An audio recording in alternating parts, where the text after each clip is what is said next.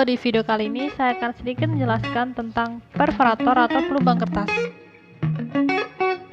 Pelubang kertas ini digunakan untuk melubangi kertas yang akan dimasukkan ke dalam map Snell.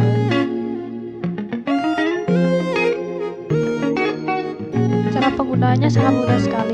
Yang pertama, bagi kertas menjadi dua bagian sama panjang. Jika sudah, masukkan kertas pada pelubang kertas dan arahkan sesuai dengan garis yang ada agar membentuk bagian yang sama panjang.